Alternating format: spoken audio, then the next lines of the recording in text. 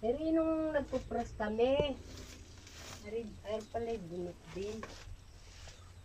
So, pinagsasako ko ito eh. Aahasin lang yan.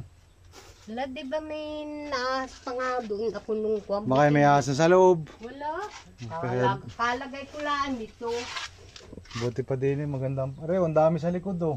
Oo, yan nga ay kwan, hindi ko pa nakukuhanan. Pag gusto niyo ipalinis, sabihin niyo lang at pupunta kami, magsasama ko ng tao.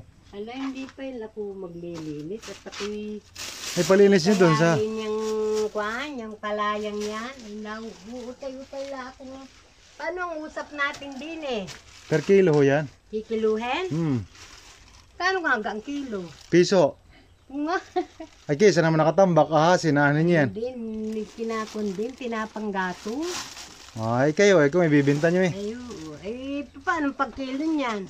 Ay di yun, meron dong kilohan. May kiluhan ka? Sa 10 kilo ay isang resiko. Para sa akin. Ko pa.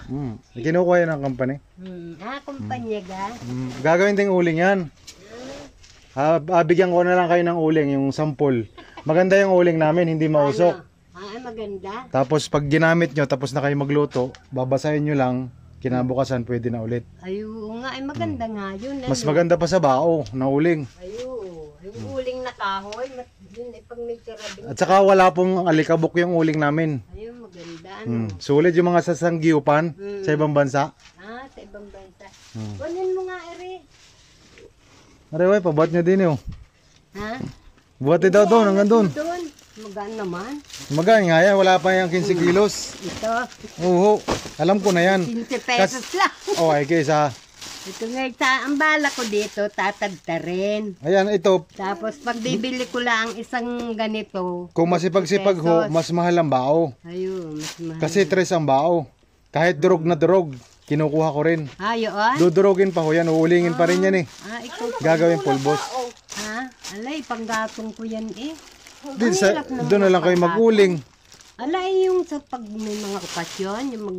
Pwede ho yung uling namin, kahit Ayun. mas matipid ho yung uling namin. Wala pang usok. May kariton ako dyan, kaya ka muna. Dito yan to sa Antipolo. Kay... Pag usungin, matagal pa ang kariton eh. Usungin na nga lang. Tungan mo nga si Kwan. May kiluhan ka pala. Meron ho, meron.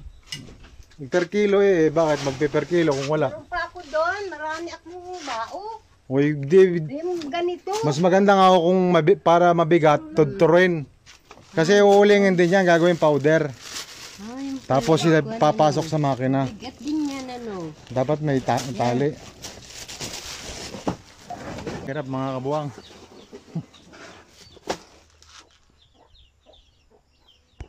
Jackpot to. Ito na, jackpot to. Nangangalat lang. Ngayon pa. Ayusin tali.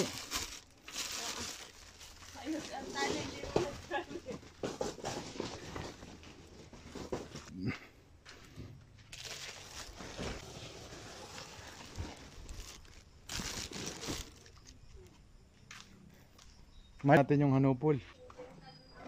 Kasama na rin po nga. Okay, sama mo na. Jackpot, jackpot mga kabuwang, jackpot. Basura na, naging pera. Mayaman na si nanay.